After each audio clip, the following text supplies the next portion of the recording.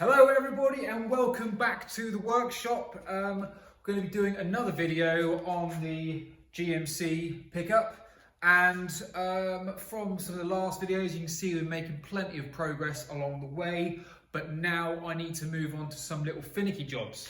So one of the jobs that's going to get my brain ticking is finding a way to get the old shifter working again. I know full well I can't use this, and also not because it's all sloppy and I don't actually like the feel of any of that and how it all works, but all the geometry is going to be off as well. So I'll actually show you inside the cab what I mean, why I can't use this, and I'm only going to take some of the ratio dimensions off of it, kind of get a better idea of the linkage and may even tighten it up along the way as well. These are quite vague, so if we hop in the cab, I'll show you what I mean and why I can't use this one. Why hello, welcome, take a seat, get comfy. Let me show you why I can't be using the factory BMW shifter there. First of all, I'll be basically shifting gear from behind. So if I was to line all that up, I'm basically shifting like that. And tell you what, that's not a comfy position, having it right by the side of me there. Basically, I'm shifting from behind myself. So instead of just shortening this up and then pushing the linkage forward and then having to notch the seat, I still actually have to find a way of mounting this, because these actually have a little rubber hook on the back there that would have to mount to the tunnel. There isn't a lot of space in the tunnel, so then that would have to be on top. So I'm actually going to go about designing a different way. I prefer to have the shifter much further forward. Basically, for this comfortable driving position, I want to be basically just arm in front, push forward there. I don't want to have it all the way kind of back underneath myself, because it's not a elbow in the seat, whatever's going to be there. I don't want to be fighting that way. So I'm going to design a new linkage, have a little play around. I've already got a good idea in mind, and it basically means mounting the whole linkage directly to the gearbox. Yeah, I'll get a bit of feedback through vibrations, but that's only when I'm going to be shifting gears, and I think I'll be fine with that. Plus, with it being solid mounted, I'll actually get a better response. I'll be able to feel it engaging with the gearbox, clicking, and I'll even get a slight bit of feedback through the shifter there, which I'm actually happy with. It won't be that kind of luxury feel, but it will just be nice and responsive, and that's what I want to go for. So I'll show you my idea, my plan of what I'm going to do to get it working. It's going to mean a little bit of brain scratching and some joints, some linkage, and a little bit of geometry figuring out. But yeah, this is one of these things I'm excited to see how it's going to pan out. All these kind of little ratios and stuff get working, just dial in how I want it to shift. Yeah, it should be good. Let's get to it. Okay then, so without trying to confuse you too much, let me just show you the very basics of it. Just going to put this bolt in there so I get a better feel. Let me move that torch as well, get a bit of better lighting. So right here is the actual linkage point. So we have forwards, backwards, side to side, and then when you crank it right over, that is how you get over to reverse. What I've already done, I've taken 2 bolts out of the gearbox there, because these are actually where I plan on having a mounting plate. The idea is have a mounting plate on there. I can have a rose joint there to basically pivot this tube, and this tube will basically locate where the shifter is going to go. It will basically act as a tie rod to stop that shifter from moving backwards and forwards, and then basically be able to pivot on the end, so that where that center line is, it will do the opposite shift mechanism and basically match what this is doing. So as you see, when you push forward, the bottom goes backwards. When you pull backwards, the bottom goes forwards. So by having a pivot point in the center of where this shifter is going to be, it'll be longer than that, don't worry. So where that's going to be in the centre, moving backwards and forwards, being able to move side to side. When I'm moving side to side, having the rose joint up there, it just means that's going to sway like that. And that basically means I can dial in how I want to adjust it, you know, how much side to side movement I want. And then, yeah, it basically simplifies the whole mechanism to be located all in that one space. Whereas if I had the same as the shift there, if I had that mounted to the body, it would then actually counteract when there's a kind of torque twist in the engine, any kind of swaying underneath, and then it also means having to tie it into the body, going through a panel and tying in that way, where I just want to keep it kind of simple. Don't want to use the factory one. I'm going to create my own and have a little fun with it as well.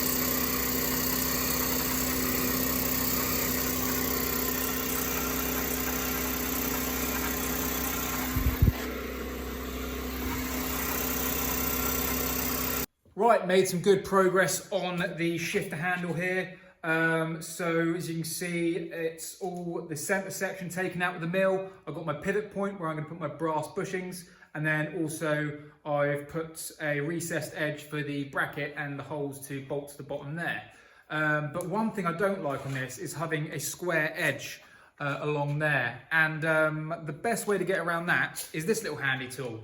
So inside there, it basically has some carbide edges, and it rotates, and then you can also go up to the edge with this bearing here, which puts a nice 45-degree edge all the way along by just literally following it. So air powered, chuck it on there, and it takes seconds just to pass around it, and yeah, really make that edge pop and make it almost look like it's been CNC'd, like it's been deburred on a CNC. But again, this is all done by hand, and we're just going to get as nice a finish as we can by hand.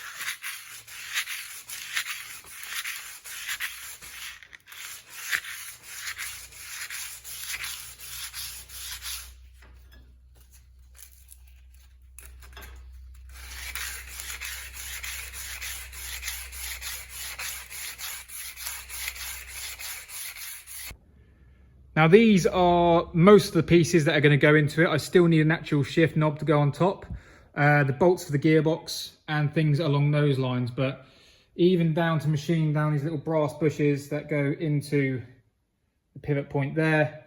It's the nice little details that end up tying it all together. So I'm going to go ahead and weld it all together now, and then I can put it in situ and test it out.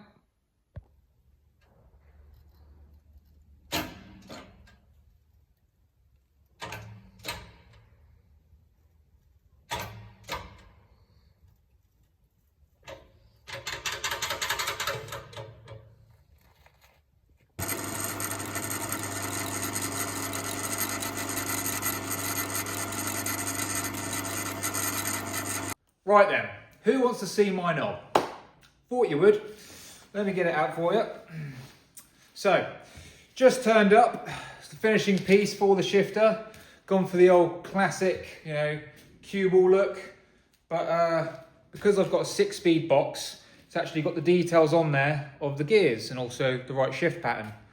So it isn't a fast and furious shift pattern where you constantly changing gears up to gear 35. So I'll run through them with you. We got reverse, first, second, third, fourth, fifth, and just because it is a 6-speed, we got fucking fast. This has travelled the globe from the ancient realms of China. It's a very special piece. I think it was blessed by some monks. So it should give me good luck when changing gears and not to blow up my clutch or anything further down the line. So I'm going to get that in place, see how it feels, and it's going to be the finishing piece for the shifter. And once that's in place, I'll actually see what it feels like to change gears properly. But without a clutch. I haven't got a clutch pedal yet, so close enough.